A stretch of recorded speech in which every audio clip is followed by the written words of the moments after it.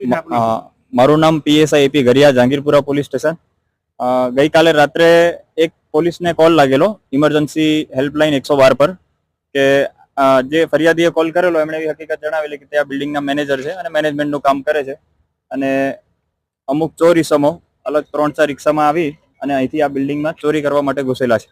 એટલે તરત જ ત્યાર પછી પોલીસે આ જગ્યાએ તાત્કાલિક આવી અને ત્યારબાદ પોલીસને જોઈ જતા અમુક લોકો ભાગવા માંડેલા છે. ચોરી સમો હતા તેમાંથી અમુક ભાગવા માંડેલા હતા અને તેઓ આગળ ઇસ્કોન સર્કલ તરફ જતા હળપતિવાસ આવે છે, ત્યાં હળપતિવાસમાં એ લોકો ઘૂસી ગયેલા. ત્યાંથી સ્થાનિક લોકોની મદદથી પોલીસે તેમને પકડી પાડેલા અને ત્યારબાદ અમુક કિસ્સામાં આ જ બિલ્ડિંગમાં ઉપરના માળે 9મા માળે ટાંકી છે, તો ટાંકીની અંદર છુપાઈ ગયેલા હતા. તો પોલીસે તમામ ફ્લોર પર સર્ચ હાથ ધરી અને હોમગાર્ડના જવાનોની તમામની મદદથી પોલીસે તેમને ટાંકીમાંથી શોધી કાઢેલા. આમ કુલે આ 8 આરોપી અને બીજા 4 બાળ કિશોર ને પોલીસે પકડી તેમના વિરુદ્ધ કાયદેસરની કાર્યવાહી હાથ ધરવા આગળ કાર્યવાહી ચાલુ કરેલી છે.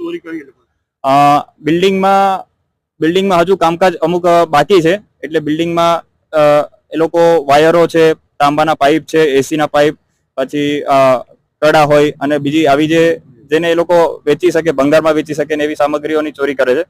આવી આગળ પણ આ રીતે ફરિયાદીના કહેવા પ્રમાણે અવારનવાર આવેલા હોય, જેથી તેમણે પોલીસને જાણ કરેલી અને પોલીસે તાત્કાલિક એમને પહોંચી મદદ કરેલી છે. ના, રીઢા આરોપી નથી.